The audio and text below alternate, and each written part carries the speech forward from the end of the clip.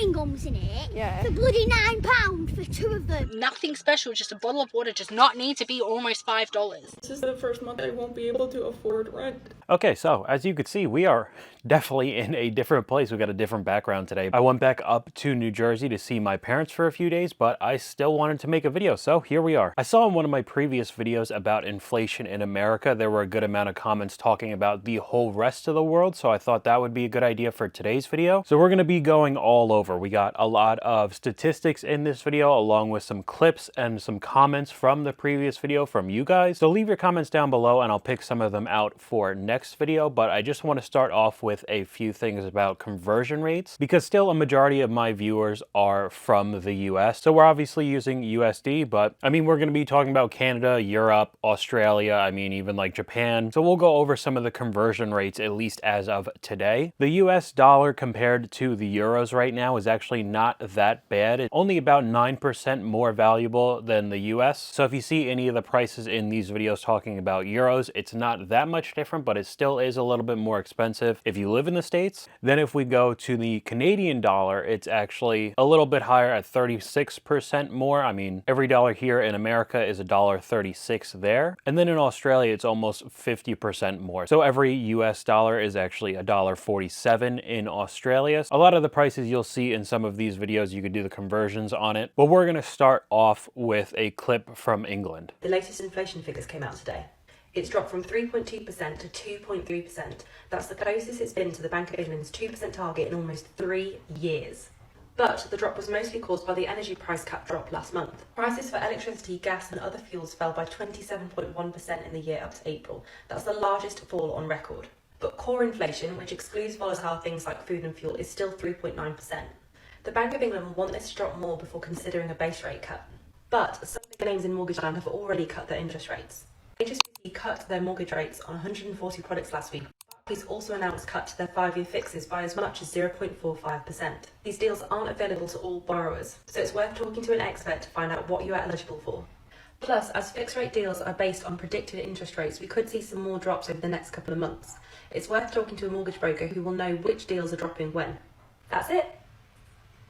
So at least one of the positive things in this video, I know energy prices in England are absolutely insane sometimes. I was hearing that quite a while ago, and a lot of like middle class people over in the UK really couldn't afford energy. It was just unbelievable. So that did drop. However, if you go to the comments in this video, it's almost the same throughout the entire world. It's not just the US. Everything now is 30 to 100% more expensive. So even if their governments are doing the same thing as like American governments, or I would honestly say almost any government that's having inflation issues right now throughout the entire world, showing that, oh, inflation's going down. It was only around 2% in England, but then all the prices of everyday items that you still need aren't even in the realm of just 2% increases when you go to the grocery stores. I mean, we've seen it several times in my previous videos, showing a lot of the price increases in like Walmart and Target and all of that. We're going to see some of the prices in the places like Canada and Australia too. So let's just say that all these governments aren't lying about inflation, and it is actually going down to the normal 2% it's supposed to be. All of these grocery prices have almost even sometimes doubled in value over the past like 3 or 4 years. And that doesn't mean that the prices are just going to decrease back to the way it was. It'll still just keep rising up at a slower rate. Let's just say the 2% like most of the governments are trying to say. But that unbelievable increase over the past few years has still made it very difficult to get any sort of these items at a reasonable price, regardless of inflation now. I mean, just another one of the comments in this video, but we don't feel it. Everything costs so much. Supermarkets need to drop their highly inflated prices. So whether inflation is actually coming back down or the governments are just lying to not scare people and show how bad it really is, grocery stores, insurance, renting or owning a house, mortgages are still through the roof. Here's a comment from one of you guys in my previous video. We spent 21 euros on dinner at Burger King, which, I mean, at least in my opinion, you made a mistake. Burger King is the worst out of the three if you're going to argue Wendy's, McDonald's, Burger King. I don't know. I'm a big Burger King hater. It was just a couple of bites and very bad snacks that left us hungry and with diarrhea.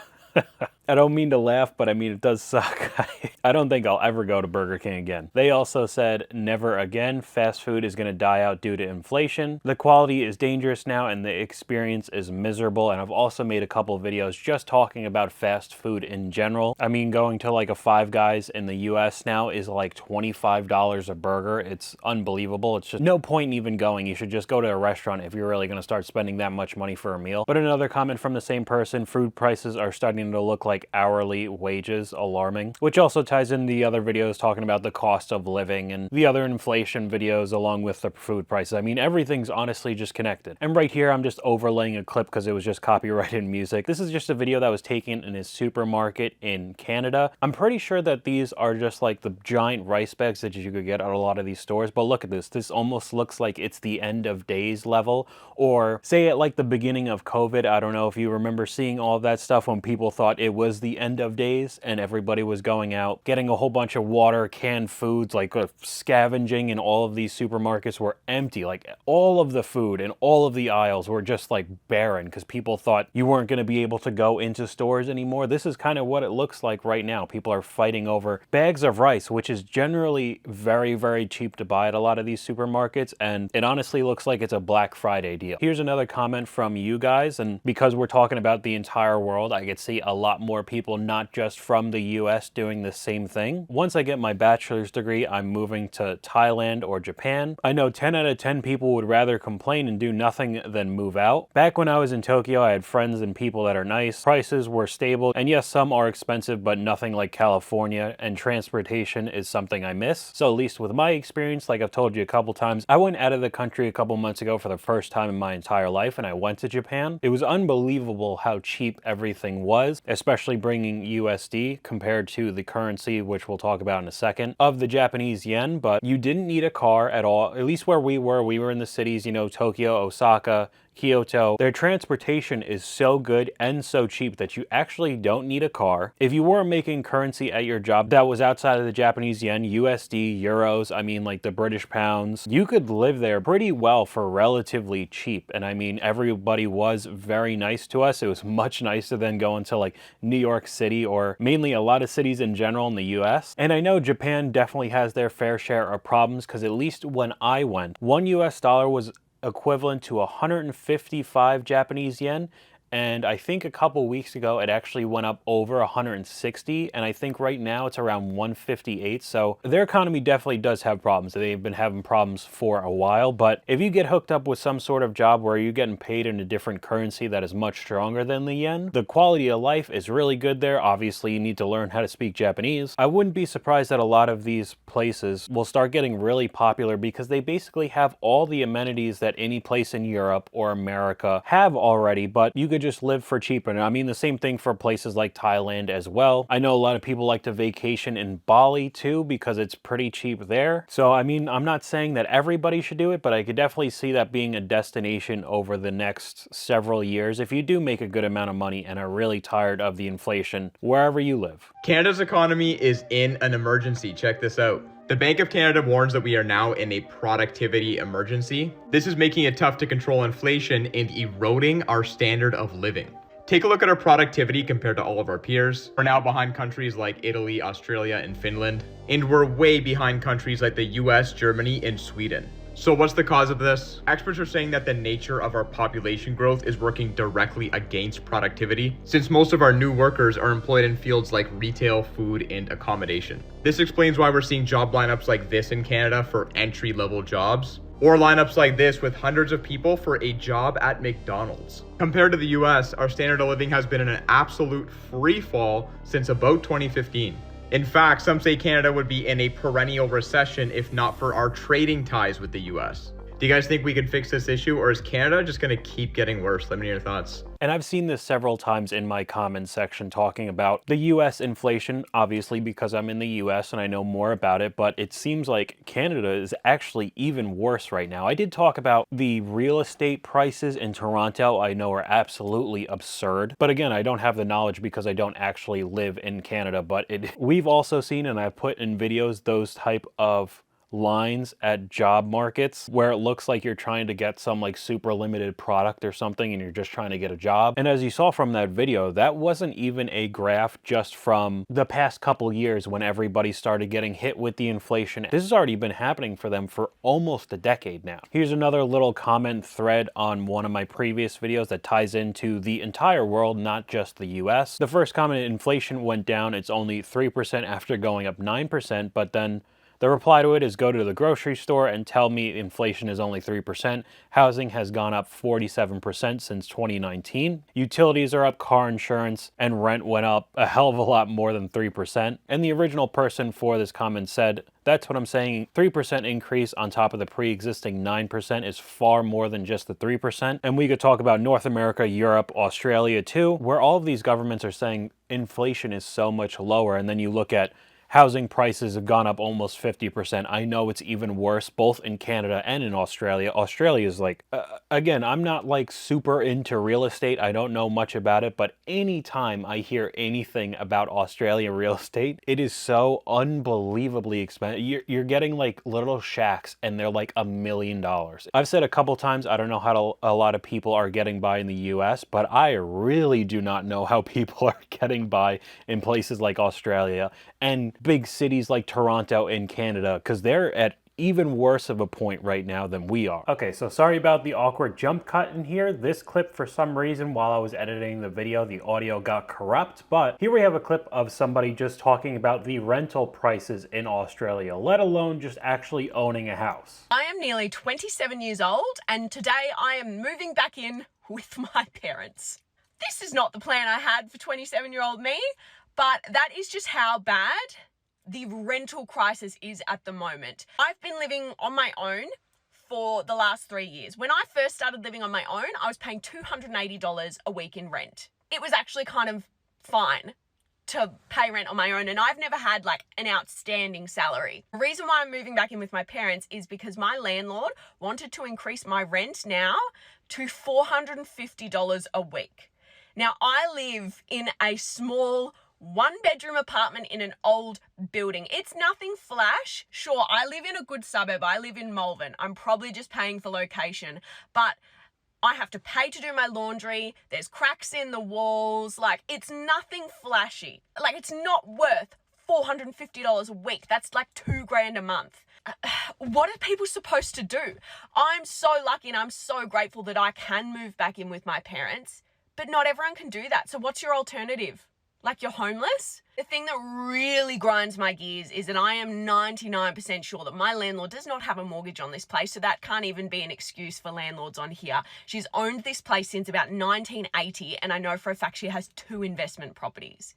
So she's just making money off what she can from the market. And I was like, there is no way I can afford this. And I have been an outstanding tenant, like outstanding. Rent's never been late. My inspections are always absolutely spotless. I've never caused any issues. And this is why my generation can't get ahead, why we can't buy houses. Like, I've been paying 20 grand a year in rent. But if I went to go get a house loan, they wouldn't see that as, oh, she can pay 20 grand a year. No, I have no savings because of how much I've been paying in rent and bills. That's why my parents were like, move home, you know, save that money and try and get ahead. Like, I'm so grateful. I love my family and I don't have any issues moving back home with them. I do have an issue with the fact that they live over the other side of Geelong and I'm still going to be traveling to Melbourne for work. So that's going to be so much fun. But what do people do? I'm so lucky I have such a great family that I can move back in with, but what's the alternative? Homelessness? Like, the government really needs to get on top of this because, honestly, the state of the rental market at the moment is absolutely fucked. And she's just talking about basically a studio apartment almost doubling the price. What was that, like a 75% increase on something, like she said, cracks in the wall, like didn't have a washer or dryer. So it's probably not the worst place to live, but it's definitely not the best. And again, like she said, she's just talking about renting. She's not even talking about trying to buy a house in the Australian market right now. That is absolutely insane. Here we have a clip of what you could see some of these prices are in Canada, and this is in a Costco. So other than just having a different conversion rate of their currency compared to the US, Costco's are all over the country, so you could just kind of see the difference in prices. Shop with me at Costco Canada. The prices are insane.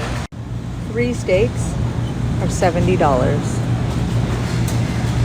A strip loin roast, $182. Prime rib roast, $169. $11.99. Thing of grapes. 5 avocados, $8.99. This was $450. I believe I got like 10 items. Outrageous. I know some of the things that she showed were like the expensive cuts of steak and everything, but I don't even know how those will ever. So who's gonna spend $200 on like a couple meals of like high-end steak? I don't know. That's out of my realm. That's just not the type of person that I am. I don't understand that one at all. But I mean, $450 for a full cart of groceries right there. That's just insane to me. So with all of these price increases on everything throughout the entire world, groceries, prices of houses, prices of cars, insurance for anything, here are some of the statistics that the governments are pushing out to try to get you to believe what the inflation is. We'll start off with Canada right here. And I mean, we're going to start from 2020 to 2024. And I mean, you could see with the beginning of COVID, it obviously went down because everybody was freaking out and all of that. The stock market went down. Everybody knows what happened. It was only a couple years ago. Then in 2022 in Canada, all the way up to 8% is what the government was saying. So I can't even imagine what it actually was during that time. I know it's been happening for a couple years now, but I've been hearing it more and more since the beginning of 2024. And you could see by this graph how low the inflation is. At least that's what the governments are trying to say. And if they're only around 2% right now in Canada, and you could see the insane prices of the stuff that she looked up in Costco, normal groceries and housing, I mean, how is this going to get fixed? I thought the goal was to have inflation go up 2% a year. And if they're saying that it's very close to 2% right now, does that mean these prices are just going to keep increasing at this rate forever? I mean, I don't know what to really say about that. Because I mean, here is the US one. I mean, if you just go back and forth, it's basically the same graph. I mean, we had a little bit higher at one point in 2022. We were at 9%, but now the government, at least for us, is saying that we're around 3%. But you could just go watch my previous videos talking about the inflation and cost of living and all of those issues here. And again, we're apparently only 1% off of the goal marker, at least from the data that the US is showing us. It doesn't make sense at all. And then you go, Australia is basically in the same boat as well. They're all very, very similar statistics all around, which I mean, I know at this point we're basically at a global economy. There's so many people that trade back and forth, products, resources, all of that. So we're getting to a point where if a couple of these countries are hurting, we're all hurting.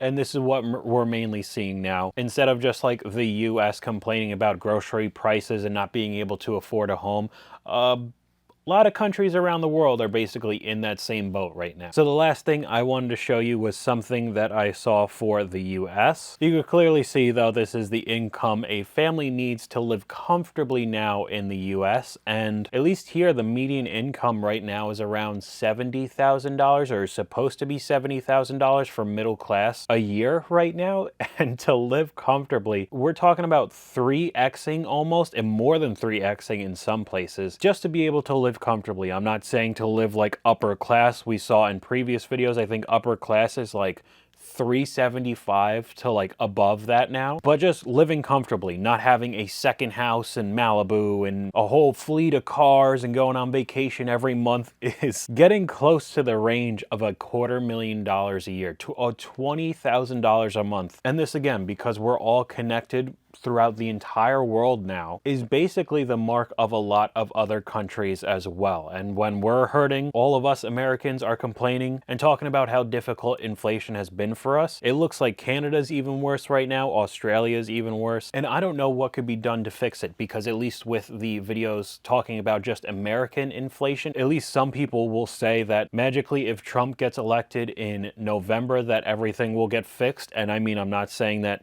it definitely won't, or definitely definitely will, but I don't know how that's going to help too much with Australia or Canada or Europe. So I truly don't know how long this is going to last, and I don't know how long people could really stay above water with a lot of these prices, and there's no real advice to give other than to just like buckle down and sacrifice even more. I don't know, because it seems like it's just a very negative way to end this video, but I don't really see any other way to end it. So leave your comments and experiences down below wherever you live all over the world. But hopefully you guys enjoyed this video. If you did, please leave a like, and I'll talk to you guys later.